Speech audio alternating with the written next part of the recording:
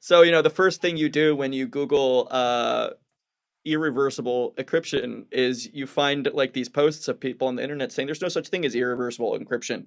Like that's the whole point of encryption is to be able to get your data back, which is actually not true.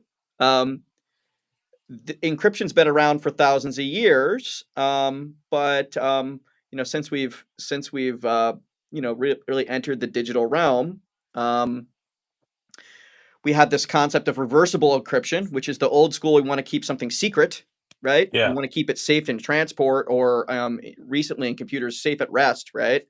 But we also have irreversible encryption, and we use that for some interesting applications that people sometimes don't always associate with cryptography, which is um, eh, non-repudiation or verification of identity. So making sure we So, understand that data hasn't been changed, right? Making sure that the person who gave us this data like is the person that we think they are, right? right.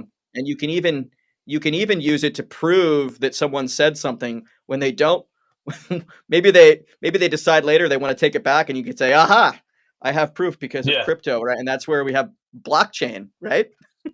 Right. So irreversible encryption is also a thing. So I just want to talk about those two use cases because that's really the differentiation here. So normal encryption, you got plain text, you apply some kind of cipher. I won't go into deep into ciphers today. What you end up with is encrypted text. It looks like random binary gobbledygook. You can't do anything with it. It's not even legally considered to be whatever was unencrypted. So if you lose encrypted data, as long as the keys are stored separately, that's not really considered data leakage. Um, and then you apply the key and the cipher, and then you're able to decrypt the data back to its original form. So that's reversible encryption. And then you get the, Right. the irreversible encryption, which um, sounds a little funny. Why would you want that? But basically, you apply a math function to your original data, and what you get is a value. You get a value that is usually less data than you put in the function. Right.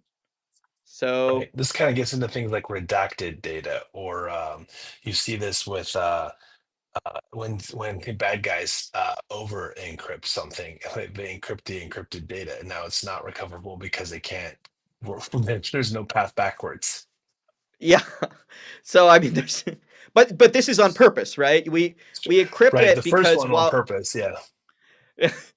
while there may not be a way to get the data back, there are use cases for a irreversible encryption. So, um, just to clarify, reversible encryption, we use that in transit, which usually means for most of us, it's secure web browser traffic. It's HTTPS Right. TLS encryption, but also all of our encrypted messengers, right, are hopefully encrypting on the wire.